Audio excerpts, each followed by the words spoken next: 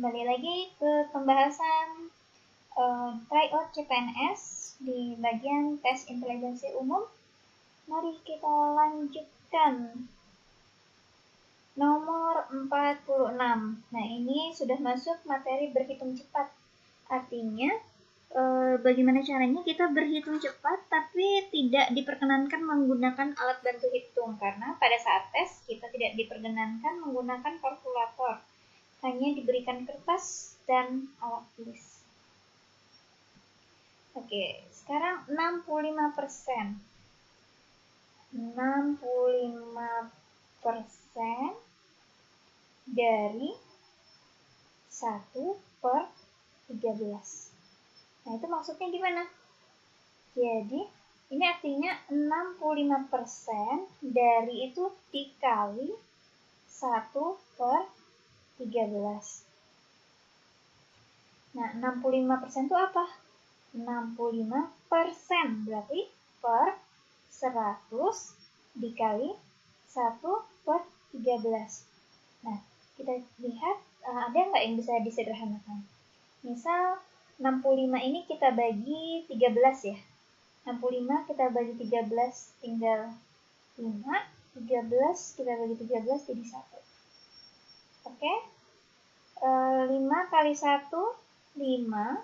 Yang atas ya, penyebut, kemudian pembilangnya 100 dikali 1, 100. Nah, dari sini 5 dibagi 100 gimana? Kita tulis 5, kemudian ini nolnya berapa? 2, berarti geser 1, 2. Sudah 2, kita taruh koma, berarti di sini 0, 0. Atau kita tulis lagi di bawahnya jadi 0,05. Maka 65% dari 1/13 yaitu jawabannya yang D ya, 0,05. Boleh dilanjut? Oke. Selanjutnya, nah ini juga berhitung cepat. 444,88 dibagi 88,4. Walaupun jurusannya matematika, disuruh hitung pembagian terus desimal juga males ya. Jadi triknya, kita ubah ke mode bukan gitu. Jadi di sini triknya kita kan ini males banget ya, karena kenapa? Satu soal itu maksimal 54 detik kalau tes. Karena 100 soal kita harus selesai dalam waktu 90 menit. Maka triknya adalah gunakan pendekatan.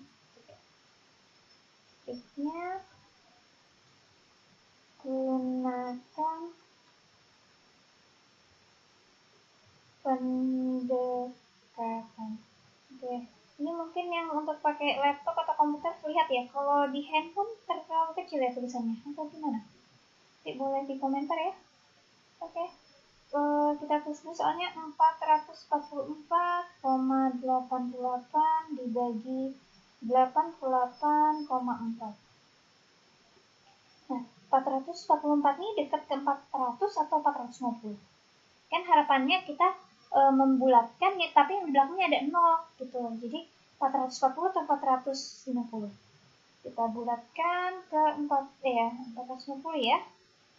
Dibagi 88 ini lebih dekat ke 80 atau 90? Ke 90 kan? Nah, sudah sampai sini. Ini kan ada 0 dan 0. Kita coret. Jadi tinggal 45 dibagi 9. 45 dibagi 9 berapa hasilnya? 5. Berarti kita pilih jawaban yang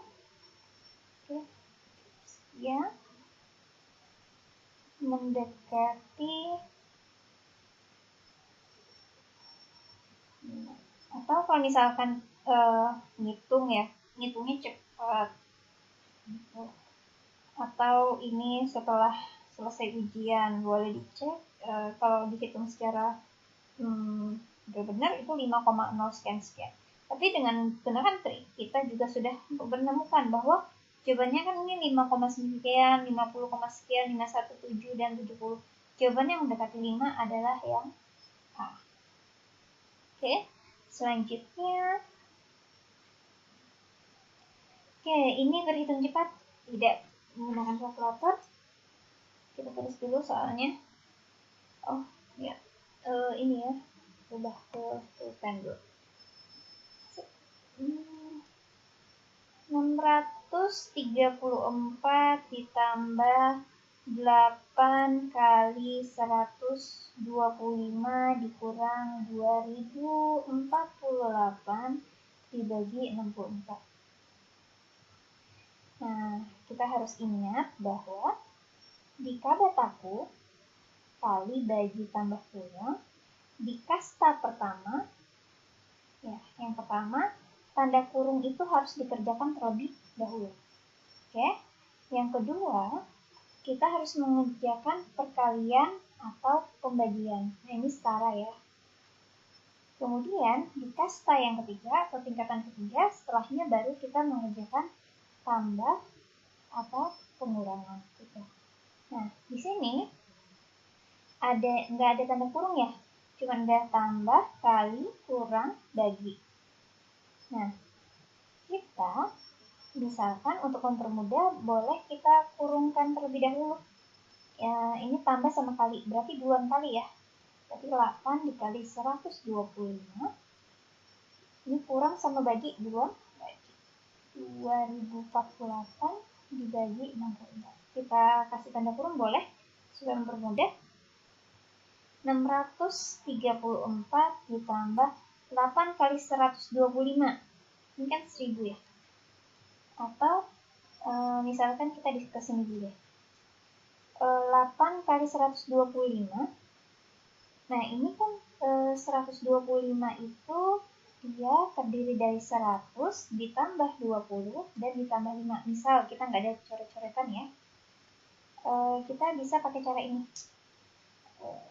Ini terpencet ya. Mantap nih. 8 kali 100 berarti 800. 8 kali 20 berapa? 160. 8 kali 5 40. Jadi totalnya berapa ini? 0, 0, berapa? Jadi 1000. Nah, boleh pakai cara ini, atau kita juga boleh menggunakan cara perkalian waktu di sekolah ya. 125 dikali 8. Berarti 8 kali 5, 40, 4 simple. Kemudian 2 kali 8, 16. 6, ada 1 di sini. Oh, tuh. Tadi gimana? 40. 16 ya, 16 tambah 4. Oke, di sini 2, simpennya ya. 8 kali 1, 8 tambah 2, 10. Jadi boleh pakai cara yang ini, cara 1 untuk perkaliannya, atau gunakan cara 2. Kemudian dikurang 2048 dibagi 64. Ini 32. Nah, sekarang kita bisa mendekatkan ini. 634 ini pindah ya, boleh ya. Dikurang 32 ditambah 1000. Oke. Kemudian ini 634, abaikan 600-nya, 34 dikurang 2 berapa? 32, 2 ya. Berarti jadi 602 ditambah 1000. Jadi jawabannya 1602. Oke, jadi jawabannya yang B. Nah, ini harus diingat ya. Jadi ingat, kasta pertama itu tanda kurung harus dikerjakan terlebih dahulu, kemudian perkalian atau pembagian bebas, kemudian yang terakhir baru mengerjakan pertambahan atau pengurangan. Selanjutnya, nomor 49. Ada 7 orang yang penduduk di meja melingkar. Banyaknya cara duduk mereka adalah.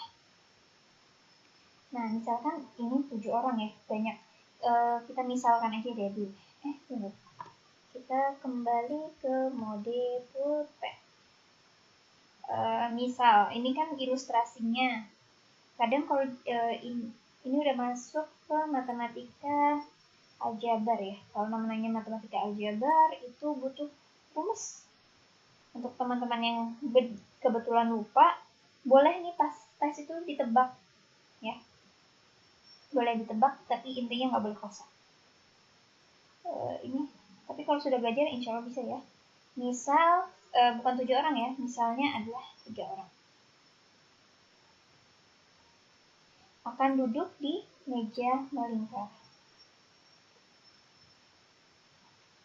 Ini ilustrasi ya, ilustrasi.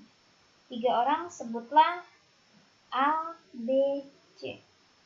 Mau duduk di meja melingkar. Di sini duduk ya. Berarti ada kemungkinan di sini yang duduk A, kemudian B, ini C, gitu ya. Ini cara pertama. Kemudian gimana lagi? Kemudian misalkan di sini,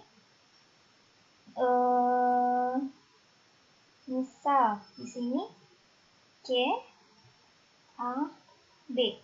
Ini cara lain nggak? Nah, coba namanya melingkar ya, berarti dia bisa putar-putar nih. Coba, kalau misalkan ini putar ke belakang, berarti A-nya jadi di sini ya. Oke, ini putar juga, C-nya jadi di sini. Ini diputar juga ke belakang, berarti B-nya jadi di sini. Berarti tetap A, B, C. Sama kan? Berarti ini bukan cara lainnya. Ini satu ya, boleh satu. Kemudian berarti coba kita cara lainnya, yang kemungkinannya adalah apa? A, C, B. Coba kita putar-putar. Kalau diputar-putar juga tetap ini ya. Memenuhi berarti ini cara 2. Adakah cara lain? Untuk 3 orang? Gak ada ya. Berarti untuk 3 orang duduk di meja melingkar, jadi totalnya ada 2 cara. Nah, kita lihat bahwa ini aja ada kesalahan ya. Maksudnya hanya 3 orang, tapi kita bisa salah di sini. Bagaimana 7 gitu? Nanti gitu ya. Udah lingkar, terus kita kasih nama A, B, C, D, E, F gitu misalkan. Jadi di sini ada rumus ya, namanya rumus, sini rumus untuk namanya ini permutasi siklik, atau siklik itu bisa kita sebut juga dengan melingkar ya, melingkar. Rumusnya apa?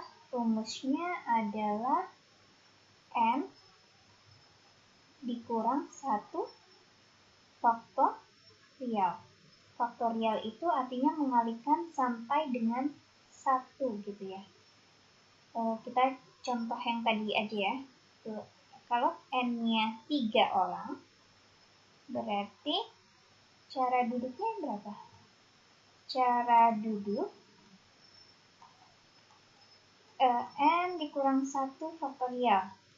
Berarti 3 dikurang 1 faktorial, 2 faktorial, artinya mengalihkan sampai 1 ya. 2 dikali 1, artinya 2 cara. Sama ya dengan yang di atas. Nah, sekarang di kasus di soal ini ada 7 orang. Berarti ketika N sama dengan 7 orang, berarti cara duduknya gimana? Cara duduk itu N-1 faktorial. N-nya berapa? 7 dikurang 1, kurang 1 ya. Kurang 1 faktorial. 7 kurang 1, 6 faktorial. Faktorial mengalihkannya sampai 1 ya. Berarti 6 dikali 5 dikali 4 kali 3 kali 2 kali 1. 6 kali 5, 30, kali 4, 120, kali 3, 360, 360 dikali 2, 720 dikali 1 tetap. Berarti ada 720 cara. Maka, jika ada 7 orang yang akan duduk di meja melingkar, banyaknya cara duduk mereka adalah 720 cara, yang D. Oke, selanjutnya soal 50. Kereta api, ini kebukan ya. Kereta api dari Jakarta ke Semarang ada 4, sedangkan dari Semarang ke Madiun ada 3. Jika Ruli ingin pergi ke Madiun dari Jakarta, melewati Semarang dengan kereta api, ada berapa cara yang dilakukan untuk menggunakan kereta api? Nah, di sini kita akan menggunakan dua cara ya. Cara yang pertama, cara satu ini kita gunakan manual ya. Artinya benar-benar manual. Kemudian nanti cara dua yang disingkat.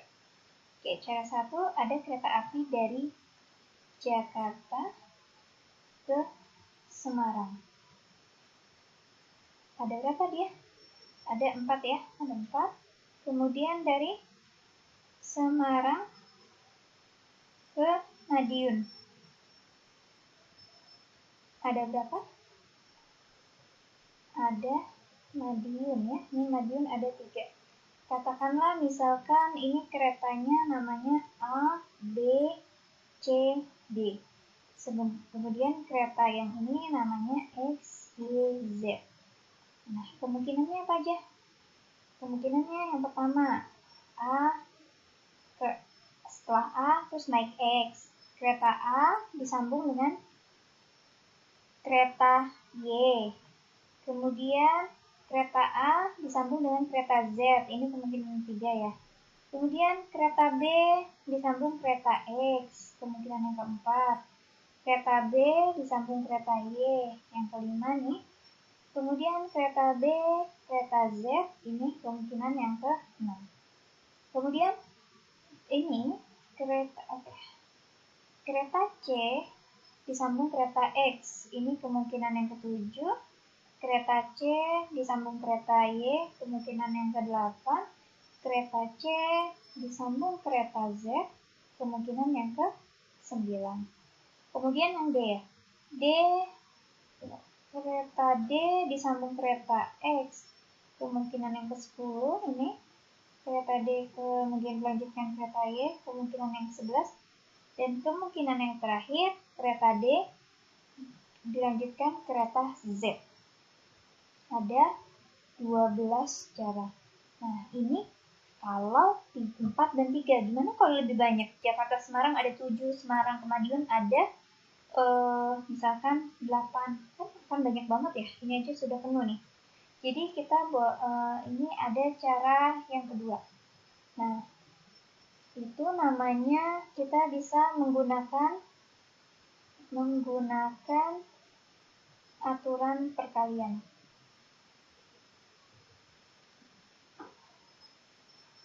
Jadi menggunakan aturan perkalian, kita tahu bahwa banyak cara yang dari Jakarta ke Semarang ya. Oke, banyak cara dari Jakarta ke Semarang dikalikan dengan banyaknya cara dari Semarang ke Madiun. Nah, dari Jakarta ke Semarang kan ada 4 cara ya. Dikalikan dari Semarang ke Madiun ada 3 cara atau 3 kereta ya. Jadi 4 kali 3, 12 cara. Nah, ini cara manual ini ya. Ini mungkin untuk sekolah, tingkat sekolahan. Kemudian kalau kita memang mau cepat,